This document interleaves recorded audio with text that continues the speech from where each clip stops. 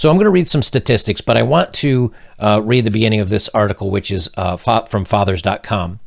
And they say the impact of fatherlessness can be seen in our homes, schools, hospitals, and prisons, as reflected in the above clip from the documentary film Irreplaceable. In short, fatherlessness is associated with almost every societal ill facing our country's children. How can you address this epidemic? Start in your own home with one or more of the following resources. And they give out some listing of resources. So when you trace this back, when you want to say, hey, how can we fix society? How do we fix society and correct a lot of the problems we have, whether it's with education, whether it's financial, whether it's bringing the poverty level up as a whole? It starts with being responsible parents. And now it can be blamed on a couple of things. It can be blamed on guys that that become a father and then decide to leave because they don't want to be a part of that child's life, or women deciding they want to get divorced and get primary custody and thus keeping the kid away from the father. And those both are big issues. But I wanted to read some of this data. An estimated 24.7 million children here in the United States, and we have a population of about 350 million total. 33% of them live absent their biological father. So 1 in 3 kids doesn't have a dad in their life at all. That's a problem. And I'm going to get to some statistics on how this relates to society as a whole.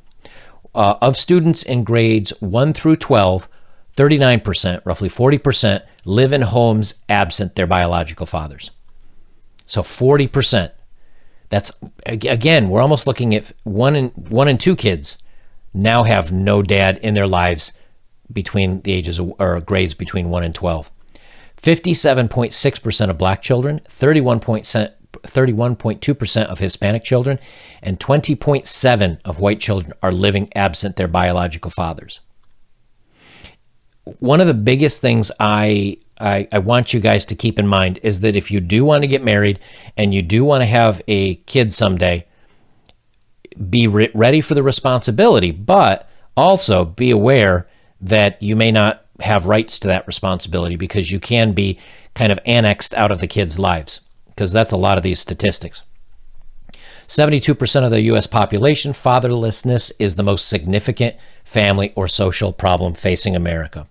And they give a couple more, but they have some graphs on here. And again, I'll leave these links down below.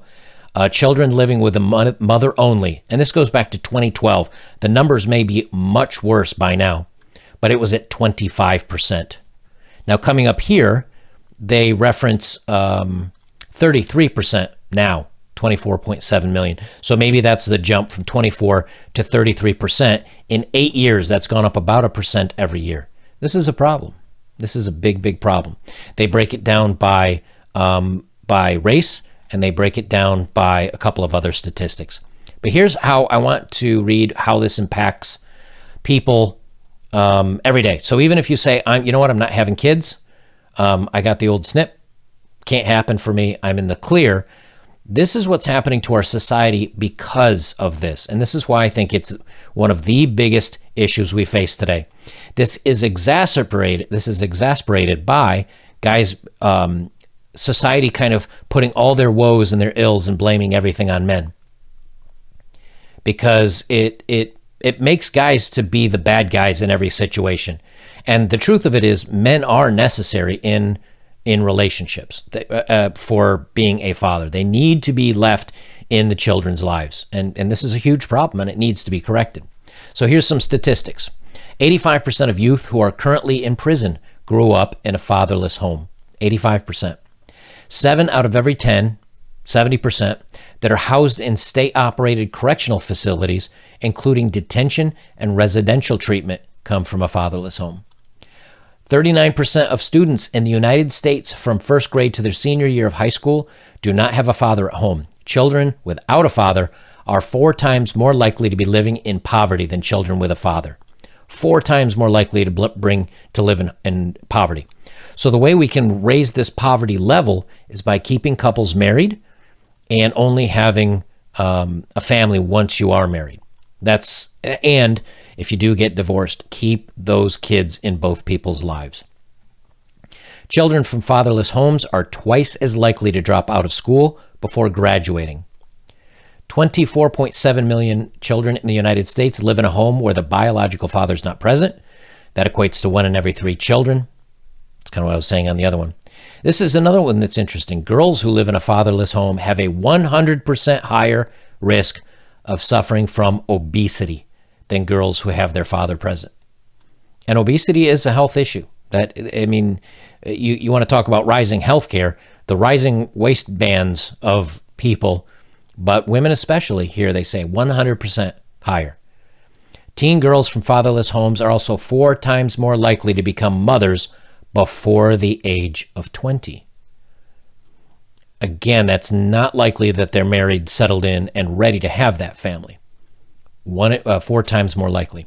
57% of the fatherless homes in the United States involved African American or Black households. Hispanic households have 31%, Caucasians 20%. I read that on the other one, so they may have some duplicates here. In 2011, so going back 9 years, they may not have any newer statistics, but I did try to find the most current. 44% of children in homes headed by a single mother were living in poverty. That's half. Just 12% of children in married coupled families were living in poverty. So big difference, 1 in 8 versus 1 in 2. Children who live in a single parent home are more than 2 times more likely to self-delete themselves than children in a 2-parent home.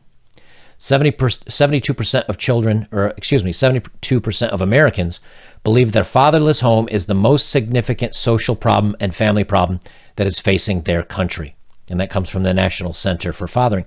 However, how many times do we hear this addressed in the news, in politics, whether it's local, community, state level, federal level? You never hear it. It's a taboo subject. As a matter of fact, women are praised for being strong and independent and standing on their own 2 feet, but the statistics show that this is very detrimental to a home and for not only the kids, but the mothers. If 44% of children are in homes by a single mother in poverty, that means the single mother herself is in poverty. Only 68% of children will spend their entire childhood with an intact family. So that means 32% don't. 75% of the grape statistic are motivated by displaced anger that is associated with feelings of abandonment that involves their father. So guys that are going out and being physically inappropriate with force, 75% of them. Living in a fatherless home is a contributing factor to substance abuse, with children from such homes accounting for 75% of adolescent patients being treated in these centers. 85% of children which exhibit some type of a behavioral disorder come from a fatherless home. 85%. So we talk about some of these dating profiles, some of these single moms that are 19, 20, 21 with multiple children coming from multiple guys that are now saying, oh, ready to settle down. I'm looking for Mr. Perfect, Mr. Right. They obviously have some behavioral disorders or inability to make good decisions in their lives. And there are guys that are doing the same thing, I'm sure. I don't look at dating profiles from guys. I don't see what that's like.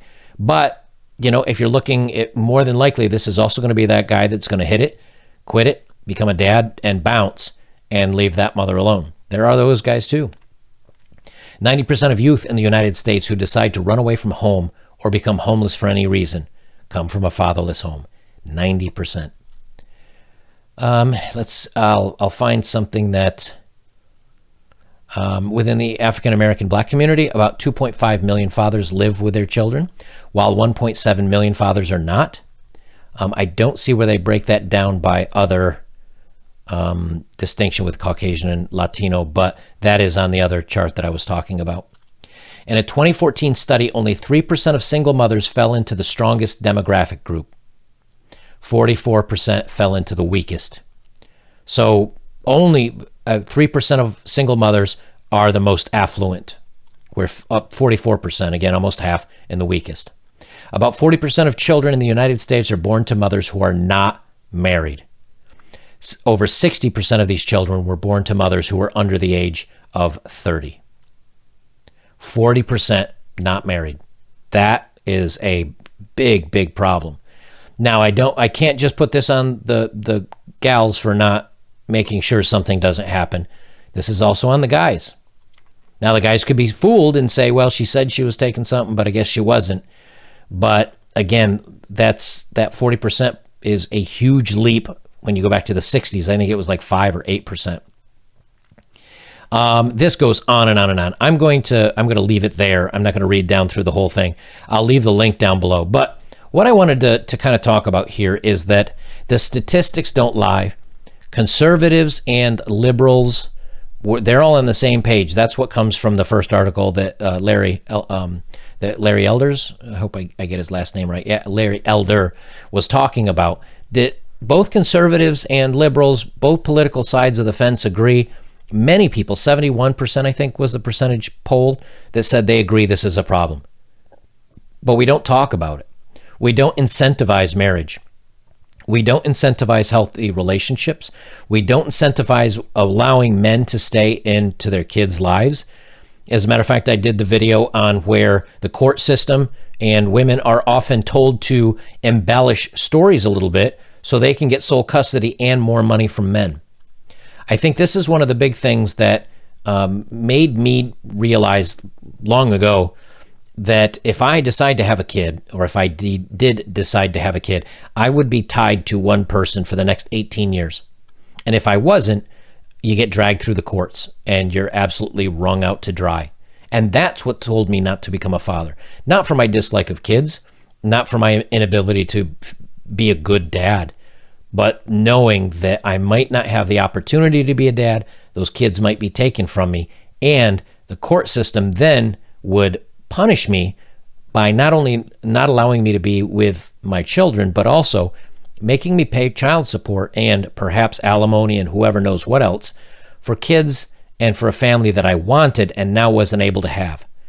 And so she would have the benefit of having the kids, having my money, and I would have nothing out of the deal. And I had a friend that terminated himself early because of that, because the courts ran him down so low that he just saw no way out. He got behind, and that was the end.